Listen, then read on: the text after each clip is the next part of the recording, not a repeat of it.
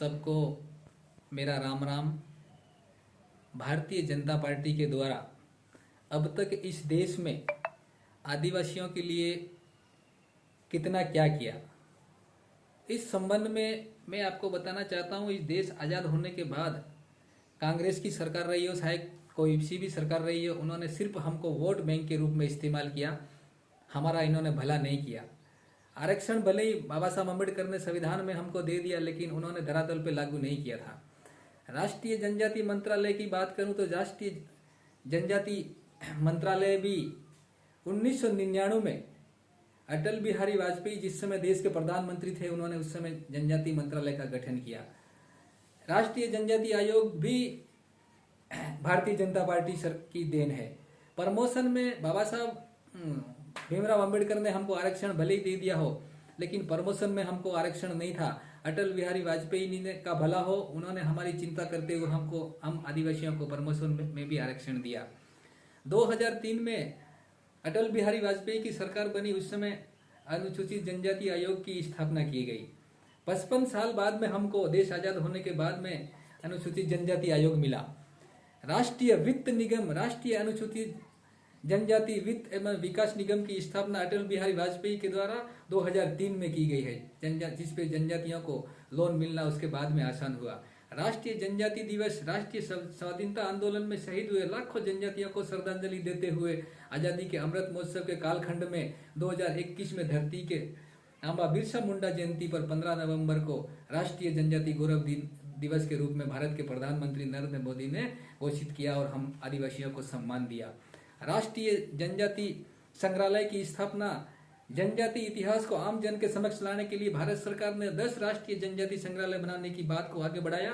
इसमें रांची स्थित भगवान बिरसा मुंडा राष्ट्रीय संग्रहालय है। ऐसे कई संग्रहालय राज्यों में हमको सम्मान देते हुए भारत की नरेंद्र मोदी सरकार बना रही है। ट्राइब ब्रांड, जनजातियों की हाथकरघा और अन्य उत्पादों को मार्केटिंग करने के लिए, बेचने के लिए ट्राइफाइड के योगदान से ट्राइबल ब्रांड को विश्व स्तरीय सम्मान भारत के नरेंद्र मोदी के द्वारा दिया गया है। राष्ट्रीय जनजाति संग्रहालय की स्थापना आम जन के समक्ष लाने के लिए भारत सरकार ने 10 संग्रहालय की बात को आगे बढ़ाया। इस प्रकार से हमको बहुत ही भारतीय जनता पार्टी के द्वारा सम्मान के रूप में हमको बहुत सारे योजनाएं हमें लाभ दिया गया है। आदि महोत्सव जनजातियों की कला को आम जन तक लाने के लिए, उनकी पहचान को राष्ट्रीय स्तर पर सम्मान दिलाने के लिए आदि महोत्सव का कार्य भी भारत के प्रधानमंत्री नरेंद्र मोदी के द्वारा किया जा रहा है। कुछ विरोधी भ्रम फैलाते हैं, उनका जवाब हमारे काम देते हैं। दक्षिणी राजस्थान की जनजातियों के लिए 5वीं अनुसूची विशेष आरक्षण कानून व्यवस्था लागू करने का ऐतिहासिक कार्य भी भारतीय जनता पार्टी की सरकार ने किया है। 1996 में दक्षिणी राजस्थान की जनजातियों को सबसे पहले भाजपा सरकार ने स्केल 1 से 6 और 1 से 9 तक आरक्षण लागू किया। जनजाति युवाओं के लिए एनएम, नर्सिंग, शिक्षक और विभिन्न तरह के कंपाउंडर ट्रेनिंग की व्यवस्था भी भारतीय जनता पार्टी सरकार ने की गई।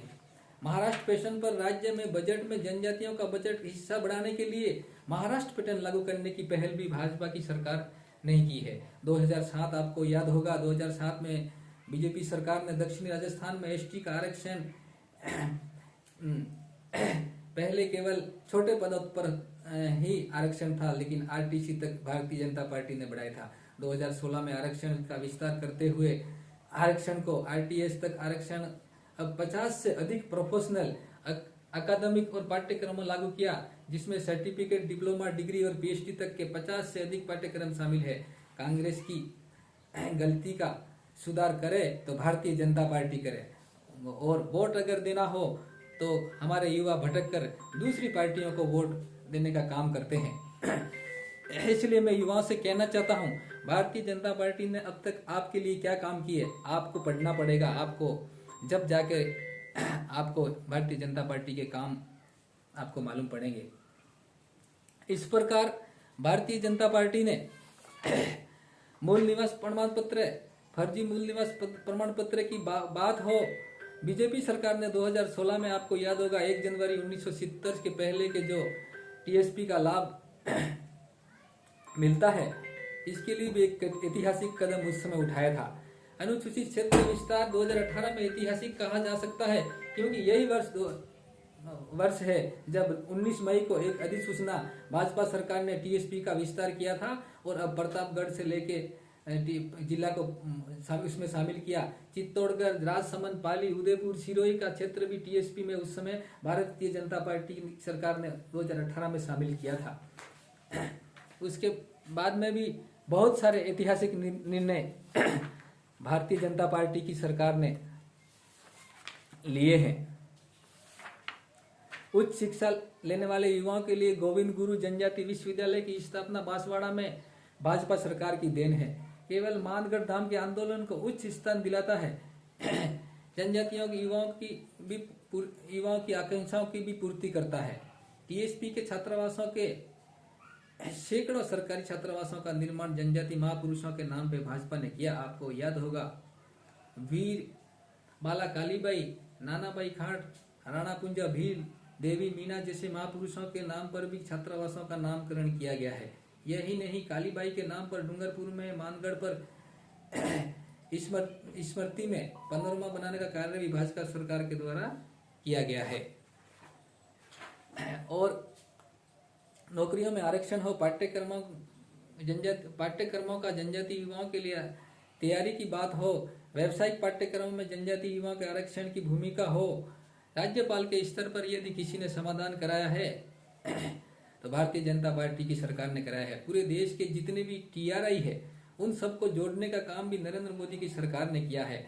आज राष्ट्रीय स्तर पर भी टीआरआई जैसा एक संस्थान बना दिया है। संविधान की धारा 275 को रतलाम से डूंगरपुर की रेल लाइन हो या केंद्र द्वारा विशेष परियोजना की बात हो, भारतीय जनता पार्टी ने जनजातियों के हित में बहुत कार्य किया है। वन अधिकार कानून के कम्युनिटी पट्टों का जहां तक सवाल है उसका भी सरलीकरण भाजपा सरकार ने कर दिया है। इसके लिए आप